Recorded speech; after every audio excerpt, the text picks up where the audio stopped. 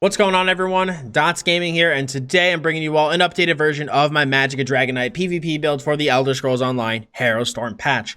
I've been doing a lot of experimentation with my Magicka Dragonknight at the beginning of Harrowstorm, just trying a lot of different gear, a lot of different skills, a lot of different weapon combinations, and this is what I've come up with that has been working the best for me. Magicka is in kind of like a weird spot in Harrowstorm. It started, Dragonhold with a lot of the changes that came to Dots and whatnot. It's carry over to Harrowstorm too. So I've been, experimenting with a lot of different things on my Magicka to try to make it effective and fun at the same time. And this is what I've come up with. If you watched my video at the end of Dragonhold, what I'm currently using build, this is basically that, but updated and improved.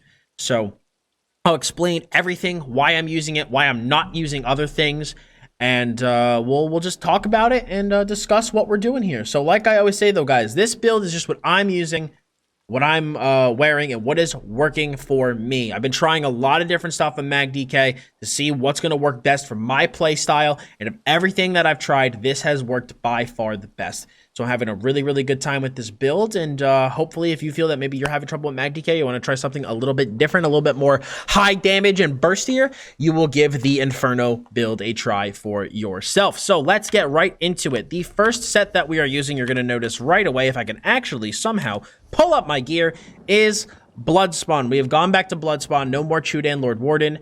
So it's got a line of stamina recovery, and when you take damage, you have a 6% chance to generate 14 ultimate and increase your physical and spell resist by 60, 450 for 6 seconds. It's going to occur once every 6 seconds. When you are outnumbered open world, this set has stupidly high uptime. Even though it's only got a 6% proc chance, it doesn't matter. It has a really, really high uptime, so that constant ultimate generation plus having more resistances than you do get with Lord Warden, it's just, in my opinion, it is just a bit better. Lord Warden and Chudan, yeah, maybe felt a little bit nicer in some, 1v1 fights, in certain niche situations where I got bursted when my Bloodspawn was down. But I'd say for the overall majority of the times, outside of niche situations, Bloodspawn is just better, especially you can work around it if your proc is down. You can either mist form, use dodge roll, etc. Bloodspawn just synchronizes way too well with the Magicka Dragonknight kit to not wear. And yeah, I tried something a little bit different last patch. It was fun, it still did work, but I put Bloodspawn back on, and it's feeling really, really nice for this build. That extra ultimate generation lets me pump out way more leaps, and I definitely do notice the extra resistance on the build. I know it's minor, but in a squishy build like this, every bit of tankability helps. We have our main 5-piece, and that's going to be Crafty Alfiq, which gives us 3 lines of maximum magicka and a big boost to that maximum magicka on the 5-piece. Really love Crafty Alfiq from Magicka. It gives a lot of damage from this huge magicka pool that you get from the set, which gives the damage is very consistent. You don't have to proc anything. You don't have to wait for anything. It's just there all the time. And the more that I've been playing with the big magicka pool builds on Magicka Dragonknight, the more I've been enjoying it. The sustain feels really, really nice. And, because the mag pool is so big, I have so much magicka to work with, and I've been really liking the consistency of it. So we are wearing Crafty Alfiq on our body. Our jewelry is Ancient Grace. It's going to play into our maximum magicka stack that we're going for here. So this gives us another line of maximum magicka and then a big boost on that 3-piece. Now on our front bar, we are running Willpower for 1752 maximum magicka. Now Willpower plus Ancient Grace gives almost as much magicka as Crafty Alfiq. So it's like almost wearing 2 full sets of Crafty Alfiq. It's a lot of damage. It's really, really nice. And like I said, it's very consistent. It's always up. Nothing has to proc. You don't have to wait for nothing. It's always there. It's really, really nice. Now, I did get, I knew I was going to get asked in the last video, so I'm just going to cover it here. Dots, why are you not running Bright Throat's Boast? Bright Throat's Boast is less damage than Ancient Grace and Willpower. It just is. When you use Bright Throat's Boast, you have to run the Spring-Loaded Infusion buff drink. Now, even if you take this Magicka Recovery glyph that I have on the Ancient Grace jewelry and make it a spell damage glyph, and you use the buff drink, it is less damage than if you were to put this recovery glyph on the Ancient Grace jewelry and use the Sugar Skulls. Having the Sugar Skull buff food is what makes the difference, being able to run that superior food, and is what makes this deal more damage. The difference is small, but this does deal more damage, and it is why I went with this. Also, running the Ancient Grace and Willpower and not using Bright Throat's Boast allows me to run a different two-piece on our back bar, which through my experimentation has felt super necessary, and that is Potentates. So Potentates, the two-piece on the back bar, reduces our damage taken from players by 5%. Without this two-piece set, I felt so squishy solo open world. My God, this is already like a pretty like bursty, more glass cannon-esque build to begin with.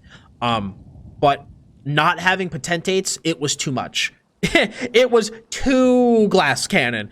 Like it was really hard. It was really, really hard. If I had one guy that was on me that was dealing stupidly high damage, I just felt like I was on the back foot for way too long. I just didn't have enough mitigation. And I know you're probably like, there's no way 5% makes that big of a difference. It makes that big of a difference. Having that Potentates on the back bar, it really made soloing on this build way easier because you're able to take so much less damage from players. And then remember, the more players that you're fighting, the more benefit you'll get from this, because every person you fight is dealing 5% less damage to you. So really, really good back part two-piece, and it is one of the changes we made from last patch. The other change, the big change that we made, is I'm running a shock glyph now on my front bar instead of an flame glyph because we are running a charge staff. So having that shock glyph will give us a chance to proc minor vulnerability, which will make the target take 8% more damage. And this is already a stupidly high burst build anyway. So making them take 8% more damage from that ridiculously high burst already is just going to enable so much more damage. So been really, really enjoying this glyph on the front bar. Now, I do want to touch on why I'm using Inferno and Resto Staff because I've been getting a lot of questions on it. So at least, now this has just been my experience. So I want to preface it with this. This is my experience. Sword and Board front bar does not have the damage compared to Inferno. Inferno is just the superior front bar weapon. The light attack weaving is so much stronger. And so because of that, you have way more damage on that front bar. That light attack canceling into your skills just makes Inferno Staff way better than SMB, in my opinion. It is just way more damage. Way, way more damage. And right now, being that our dots are pretty nerfed, you know, we need this damage where we can get it. Now, back bar. I know you will very commonly see people use a Sword and Board back bar. I have tried a Sword and Board back bar, and at least, again, in my opinion, I have found the Resto Staff to be better. And the reason for that is because when you use a Sword and Shield back bar, you obviously you have to primarily lean on the Dragonknight heals, right? So what are the heals that we have access to? We got Flame Lash, Burning Embers, Cauterize, and Coag. Burning Embers has been pretty nerfed over time, so the heal that you get from Burning Embers is not as good as it used to be. Now, I am not running Flame Lash anymore, so that means I'm using Molten Whip, which means that I'm putting the primary amount of my healing on Coag and Cauterize. And Cauterize and Coag, they're a great combination, but Cauterize, the heal isn't the biggest. It's a good, like burst hot in a way, and Coag is good when you need it in an emergency, but as my primary method of healing, I don't think it holds a candle to the overpowered tooltip that Rapid Regeneration has. Like, Rapid Regeneration is so strong right now that using it just unlocks a dumb amount of healing for Mag DK, and it allows me to comfortably run Molten Whip. That is my experience, at least. Running the Rapid Regen allows me to comfortably run Molten Whip, and Molten Whip is, in my opinion, very necessary this patch, and I will explain why when I get to it. But just wanted to explain why I am using the Inferno Resto Staff. If you have not tried Resto Staff this patch, I highly recommend giving it a shot.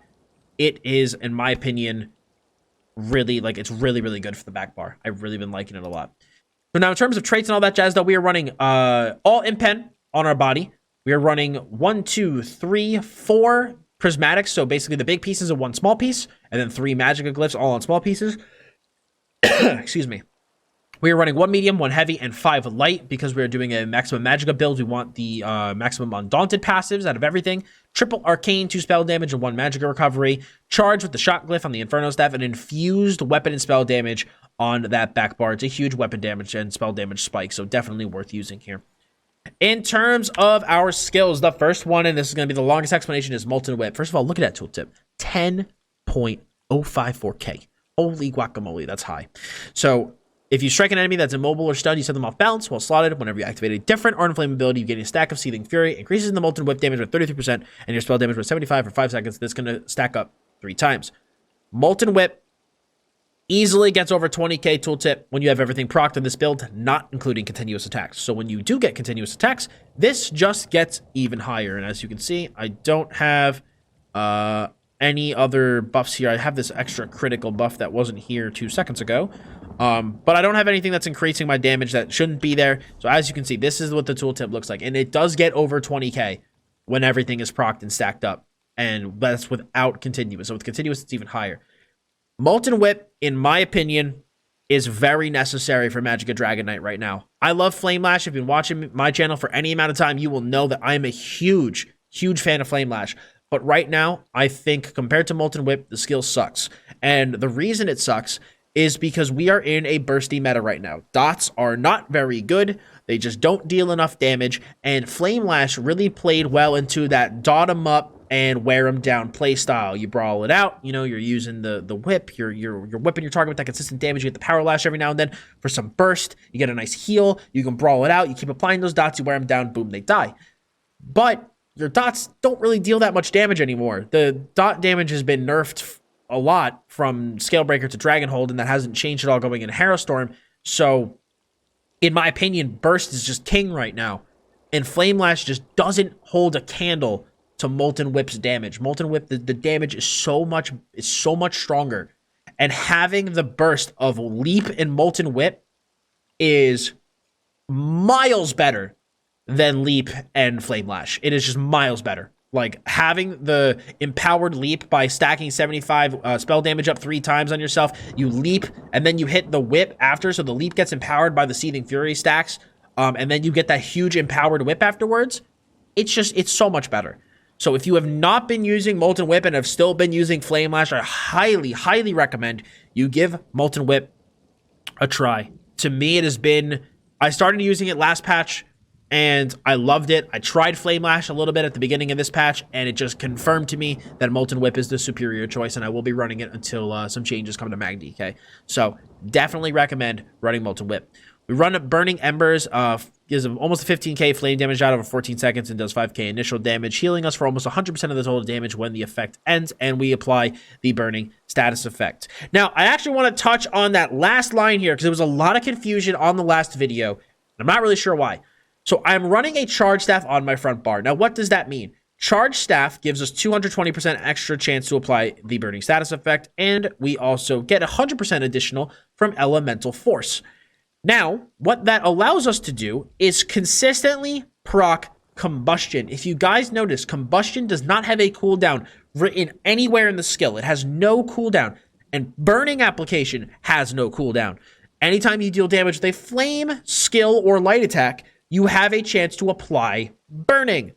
It's not just Burning Embers that applies Burning. Whip has a chance to apply Burning. Embers does apply Burning. Engulfing Flames has a chance to apply Burning. Leap has a chance to apply Burning, and so do your light attacks. So by increasing that Burning application chance as high as you can, you make it so that you'll get as many Combustion procs as possible, which increases your sustain. So that is why we run the Charge Staff. So Burning Embers, though, it does automatically apply Burning status effect, though, effectively reducing the cost of this skill to about 2,000 here on our Breton. But just like a little offshoot there. Anyway, we use Burning Embers. You know, the dot's kind of okay. It's whatever. It's there. We mainly use it for the fact that we get almost all of that damage back as healing after 14 seconds. So it just helps our healing throughput on the build quite a lot.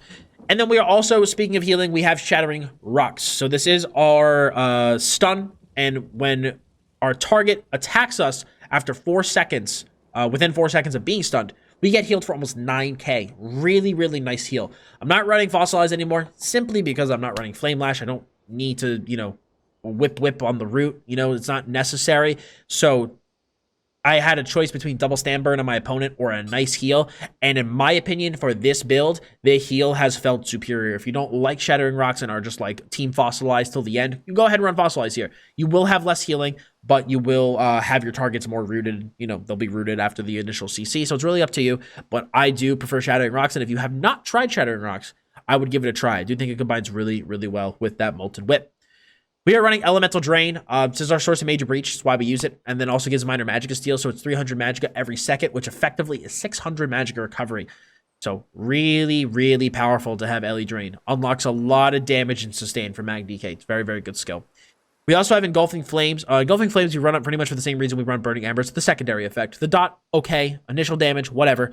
But we use it because enemies will take 10% more damage from our flame skills, which means that they're going to be taking 10% more damage from our leap and from our lash and from the flame dots that we have on our opponents. But it just boosts the damage of that burst so much more. So you have the pen from Elemental Drain, you have 10% increase from Engulfing Flames, and if you proc your shock glyph on the front bar, which is really, really nice because we got, like I said, the charged glyph, the charged trait has a higher chance to proc minor vulnerability from the shock glyph. Yeah, charged trait, shock glyph. That's another 8% damage our opponent's going to be taking. So we are getting so many boosts, percent boosts to our burst damage. So really, really good for that reason. It's also another Ardent Flame skill to play into our Molten Whip. We are, of course, running Ferocious Leap. 18k tooltip. Deals damage in an area, knocking enemies back, stunning them for 2 seconds. And we also get a 13+k damage shield for 6 seconds afterwards. Now, I'm very upset still about the changes to Leap this patch. It is so freaking slow now. And sometimes the skill just doesn't even work. I don't know what the heck's going on with ESO right now, but sometimes Leap just decides, you know what? You're not able to Leap. I can use every other skill except for Leap. I don't know why. Something's messed up. But with that being said, I still think Leap's worth using. It's a really good offensive burst tool, and it also can be used defensively because it CCs, and it gives you that big damage shield afterwards. So I've used it to peel people off myself or my allies. If I need, a big damage shield in a pinch, I can just use this Leap. Also get the Battle Roar passive to restore all my resources. It's such a Mag DK staple, and plus, it's still one of the coolest ultimates in the game. So, for those reasons, I will always be using a Ferocious Leap on my front bar. Back bar, we are running Degeneration. So Degeneration just gives us another dot over 12 seconds and gives us our major sorcery buff, as well as the Mage's Guild passives. Way better than Igneous weapons, in my opinion. It's more damage, way cheaper, and the Mage's Guild passives are really, really nice to have. So, bam, degen. We're running Rapid Regen. Look at this tooltip. Look at this freaking tooltip, man. Rapid Regeneration heals for a nauseatingly high amount. It is stupidly good. And that is why I'm running the Resto Staff, because we have heals from Burning Embers, we have heals from Shattering Rocks, we have this dumb Rapid Regen tooltip, and then we also have Coag. So as you can see, draws on your Draconic Blood to heal for 10.3k, increasing up to 33% additional health based off your missing health. Like, the amount of healing that you unlock from having the Resto Staff on the back bar is so strong. Like, I know, like, it's so weird to feel like you're not using an SMB, but I'm telling you, if you guys just try the Resto Staff back bar. Rapid Regen, it's really strong right now, and I really recommend running it. Like I said, at least for me and how I play, Rapid Regen is what's allowed me to make the switch to Molten Whip from Flame Lash like way easier. Like, I even said that in my build video last patch, that for me this is what made it easier. So definitely recommend running Rapid Regen. Voltile Armor is just our armor buff, so it increases our resistance by 5280 for 20 seconds. Does another magic damage dot over 10 seconds. Please make this deal flame damage. And it also returns magic damage to any enemies that use direct damage attacks against us in melee range. So just our armor buff looks really cool. And yeah, it's always a staple. We're using Elusive Mist. I know vampirism isn't necessarily the most desired thing nowadays, but I think for this build, Elusive Mist is the bomb. Being able to kite unimpeded with your Magicka pool is amazing. And reducing damage taken by 75% is also amazing. It allows me to kite around corners and kite around rocks, taking 75% less damage from anybody attacking me. They can't stop me from moving. And then when I get around that corner, if there's still somebody in my range that's like can see me, I can just do a dodge roll right after the mist, and then I can go into my heals. Like, for me at least, squishy builds are able to run as like much damage as they can because of Elusive Mist. When I've tried using Race Against Time, I had to lean way too much of my stamina pool. I felt that I needed to dodge roll and sprint a lot, and I put way more of a strain on my stamina pool that I would have liked. And wings is just bad. So I think Elusive Mist is just the way to go. It's really, really good. Again, if you don't want to use it, you can use Race Against Time. But really, especially if you watch me play on stream, open world, like, I just think Elusive Mist it's really, really good. Like, I've even had people say in my chat, they're like, wow, you know, I didn't realize how good Elusive Mist was for kiting until I watched you use it. It's a really strong skill, and I definitely recommend it. The only drawback is that, yes, when you do fight Stamdens or Stamplars who do choose to use Dawnbreaker, yeah, it sucks. It definitely sucks. You take a lot more damage than you'd like. But for the amount of times that I get put down by a Dawnbreaker versus how much benefit I get out of Elusive Mist, I think that it is worth it. I definitely think it is worth it. And plus, with the Dawnbreaker, you could just, especially since now everything has a cast time, you can just try to basically CC break and dodge roll out of the AoE, and you'll be all right. So, I think it's worth using, though. And I've been really liking it. We're using Temporal Guard on our back bar to give us minor protection. Combined with our Potentates, it gives us a ton of percent mitigation back bar.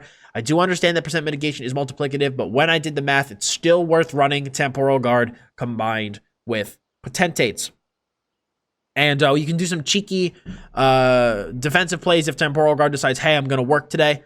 But mostly we use it for the passive minor protection, and it just really helps the defensive mitigation on this back bar. In terms of stats, we are sitting 47k max with Magicka, 25.5k max health, 17.2k max stam, 1100 Magicka recovery, 1900 spell damage, 31% spell crit, but this just goes up because we are running crit pots, 17k spell resist with 10k physical resist, and exactly 3000 crit resist. We are using Vampirism, as I've stated. We are using Bewitched Sugar Skulls, even though the health recovery doesn't really get used because we're a vampire. It just does give the most benefit in terms of stats from a buff food, so that's why we are running it. And we are using the Apprentice Mundustone. Even though we are doing a maximum Magicka stack, the Apprentice Mundustone factually gives bigger tooltips than the Mage, so that's why we are running it.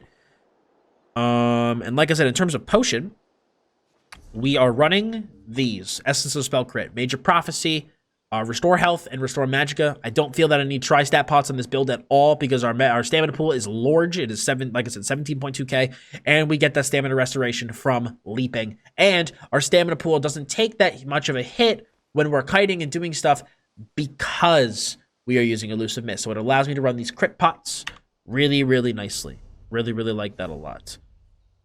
And like our resist get plenty of buffs between our blood spawn and between our major resolve buff.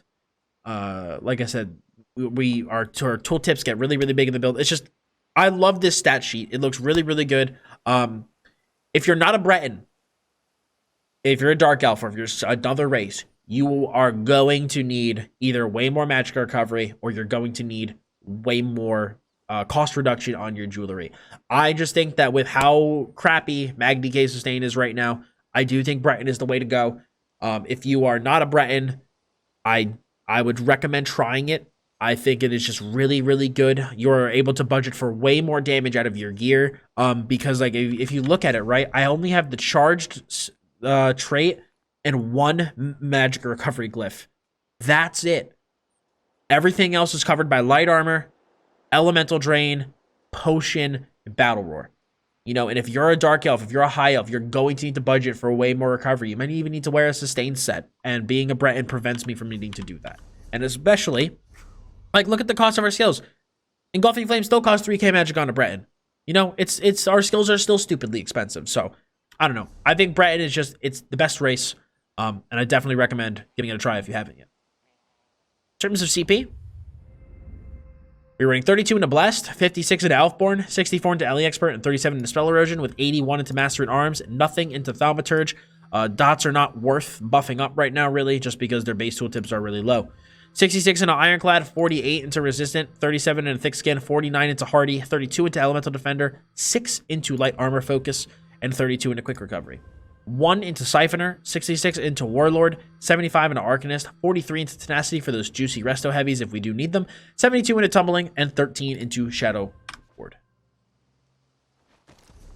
And I'm pretty sure that covers it, guys. This is the updated Inferno build for Harrowstorm. And let me tell you guys, this has been, for me at least, the most fun build that I've been able to come up with for this patch on my MagDK. Not only is it very effective for small scale, for solo, for BGs, it is just an absolute ton of fun to play. The burst on this build is really, really high, and you will surprise a lot of people with it. Like, a lot of people, when I fight them, they are surprised by the damage output that this build has, the amount of burst that it's got going on. It's just a really, really fun setup. It's a really fun play style, and I definitely recommend, if you're looking for something a little bit different for your MagDK, to give this build a try. But we got some gameplay footage for you guys here if you want to take a look at it. If you guys did like this build video, please smack a like on it. Any questions or comments about the build, feel free to leave them below. And to keep up with more ESO content, as well as other gaming content here in the Dots Gaming YouTube channel, please hit that sub button, as well as the bell to keep notifications on. So thank you guys for stopping by. Appreciate it very much. As always, I'm Dots Gaming, and I'll see y'all in the next one. But really quick, before I sign off, the build video footage that I have for you from Battlegrounds, I was using Chudan and Lord Warden. Just keep that in mind. I did switch to Bloodspawn afterwards. Bloodspawn does feel better, but I did just want to make that note that in this footage, I'm still using Chudan and Lord Warden at the time, but it was a really good game, so I wanted to stick it at the end just to show what the general playstyle of the build looks like. But anyway, enjoy that. Talk to you all soon.